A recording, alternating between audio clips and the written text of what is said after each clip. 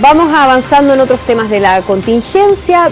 Fíjese que el 35% de los programas de salud que se comercializan actualmente en Chile tiene una cobertura de parto reducida, según un informe de la Superintendencia de Salud.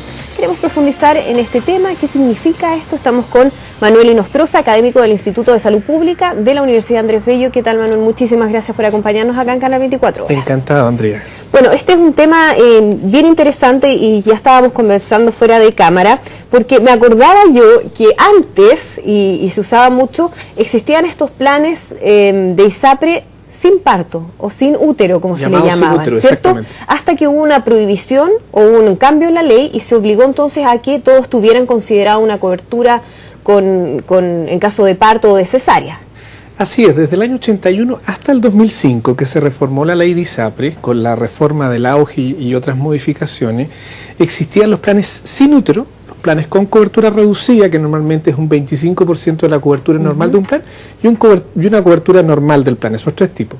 En el 2005 se prohíben los famosos planes sin útero, que generaban la desprotección total. Lógico. En aquellas madres o mujeres que pensaban que no iban a ser madres y que tenían hijos finalmente y quedaban sin cobertura del parto. Se eliminaron por ley y quedaron solo estas dos posibilidades, con cobertura reducida y con cobertura normal. Y lo que hemos visto en este informe en estos últimos 8 años es que se ha duplicado la cantidad de mujeres que eligen planes sin cobertura o con cobertura reducida, mejor dicho, como una manera de ajustar el precio del plan, porque sabemos que todos los años nos vemos expuestos a un alza anual del incremento de precio de los planes, y por lo tanto esta probablemente es la manera que las mujeres o las personas con mujeres en edad fértil, pero que ya creen que o que se están cuidando y que no van a tener más hijos, lo tienen dentro de los planes, lo tienen dentro de los planos, bajan el valor del plan, porque es una manera de hacer un cambio a través de perder esa cobertura por un menor precio del plan y así no tener que seguir pagando todos los años los incrementos de los planes de salud. Ahora, igual es un riesgo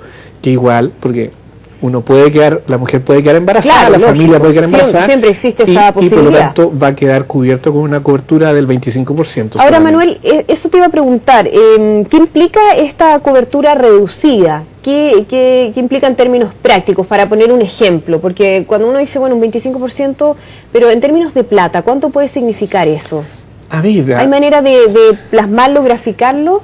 Sí, lo que pasa es que, estamos hablando de que un parto promedio en una clínica privada puede costar de 2 millones hasta, imagínate, las clínicas más caras, 6 millones de hotelería. Exactamente, entonces la cobertura de un 25% promedio de un plan, estamos hablando en un parto de 4 millones de pesos, quiere decir que te va a cubrir 1 millón de pesos y tú vas a tener que pagar de tu bolsillo 3 millones de pesos por la cobertura de ese parto.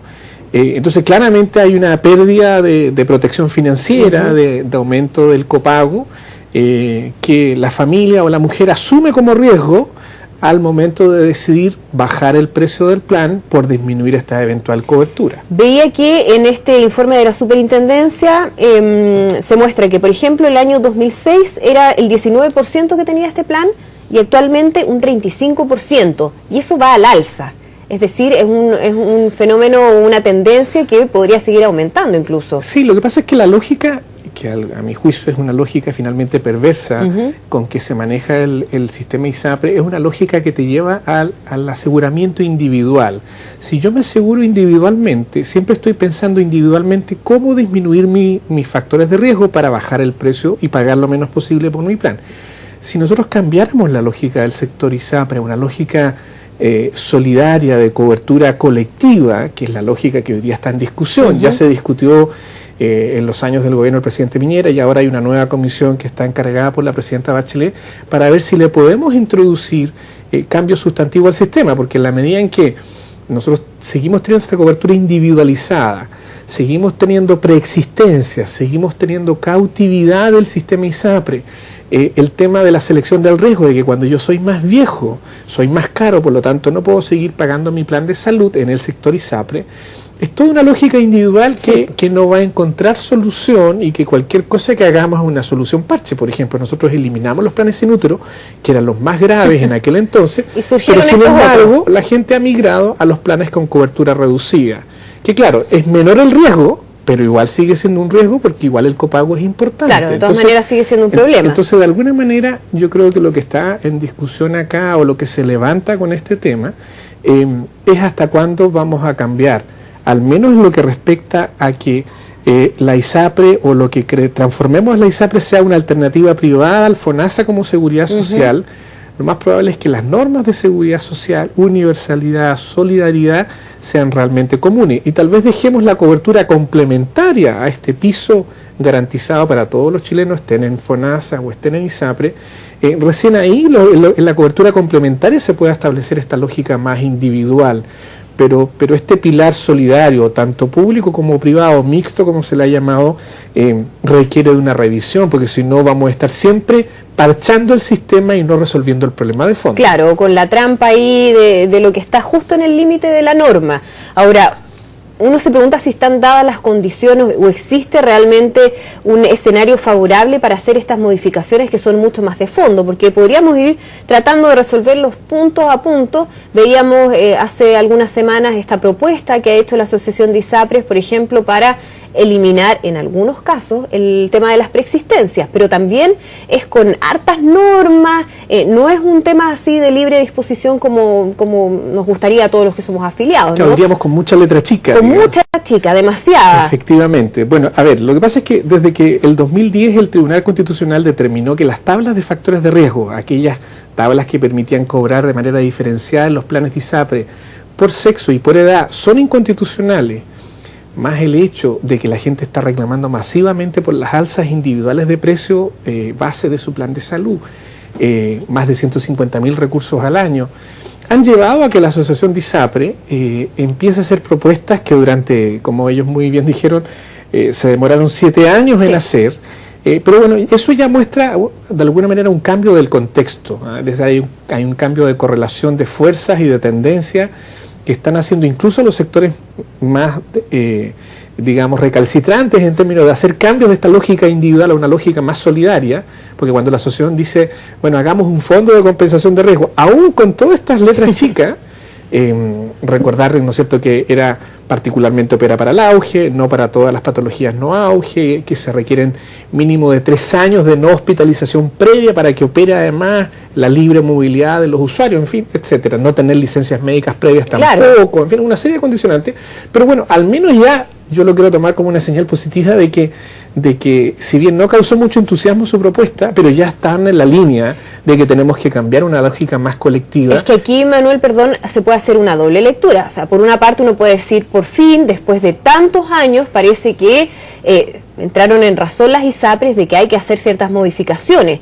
O también podríamos pensar que quizás hay algún tipo de temor respecto a que las modificaciones vayan a ser más profundas, que vayan a afectar a las aseguradoras, y están haciendo propuestas como de alguna manera poniéndose el parche antes de la herida, diciendo antes de que hagan modificaciones más profundas de la que realmente nosotros queremos y nos interesa, mejor hagamos una propuesta que sea intermedia. Sí, pero lo que yo veo, por ejemplo, la información que yo tengo es que esto fue expuesto a la Comisión Presidencial, este planteamiento de hace ya casi un mes, y no causó mucho entusiasmo en los miembros de la Comisión Presidencial. Por lo tanto, uno podría pensar que fue una buena primera señal, pero que además la sociedad le está pidiendo mucho más cosas al sistema ISAPRE.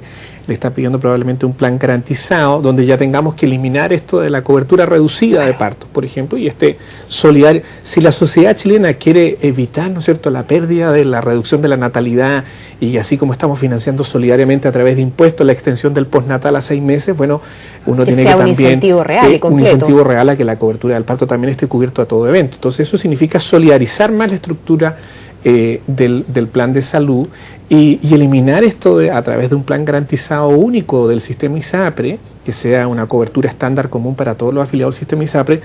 Otras grandes problemáticas generan mucha molestia en los ciudadanos, en los usuarios, que es este tema de la preexistencia o la cautividad, es decir, que aunque no tenga una patología, pero por mi edad de riesgo, hay adultos mayores que son sanos, pero ya tienen 65 años y nadie los quiere aceptar frente a un cambio y quedan atrapados. Y quedan atrapados. Por lo tanto, corregir todas esas debilidades, a mi juicio, requiere planteamientos mucho más audaces de los que hasta ahora hemos escuchado y de los cuales este informe analiza un síntoma, nada más, como otros temas, ¿no? Por ejemplo, este tema de que la gente está paulatinamente privilegiando más redes preferentes. Ya un 53% de la población está en planes preferentes también.